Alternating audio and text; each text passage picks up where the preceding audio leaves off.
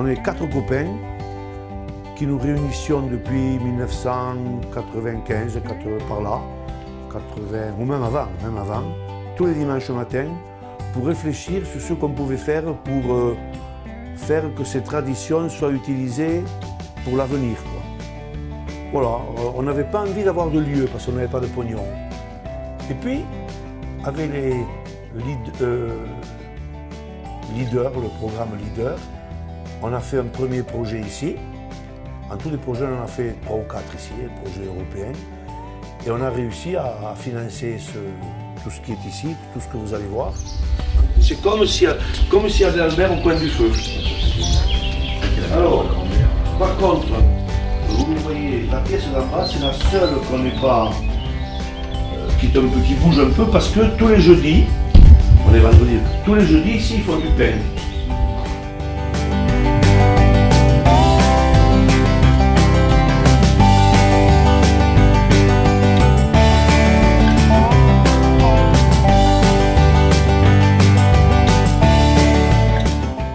Albert et Sidonie ont vécu en traction animale, ils n'ont jamais eu de véhicule à moteur, même pas une mobilette.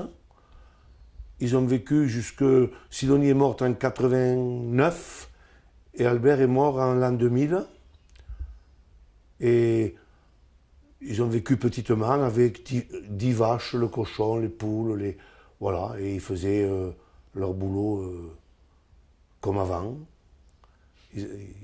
Donc c'est vrai que dans cette maison, depuis les années 1900, il n'y a pas eu d'enfants. On a retrouvé la maison avec les tiroirs, avec tout. On a tout inventorié et c'est stocké à l'étage.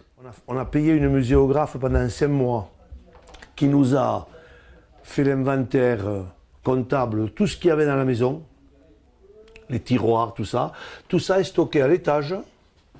On a fait une pièce spéciale, on a joué le musée du Louvre, c'est-à-dire que tout ce qu'il y avait dans une maison de pauvres de l'an 2000, c'est stocké à l'étage.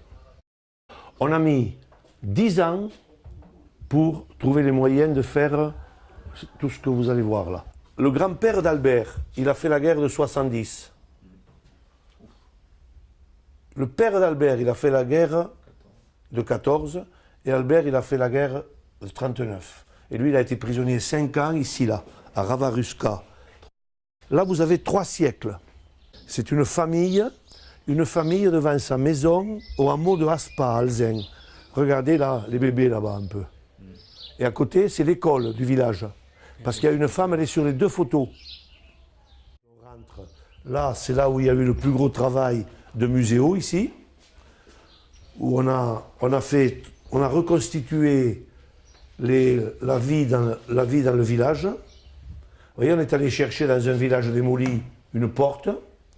Et ici, vous voyez, on a retrouvé des anecdotes et on a montré ce que c'était qu'habiter à Alzin. On raconte quand il n'y avait pas l'eau, voilà, etc. Et surtout ici, on a dit que tout a changé quand le PEC est arrivé. Il y a tous les jougs de France, si vous voulez, posés. Ce qui est intéressant là-bas, il y a les cardes. Ça, c'est intéressant.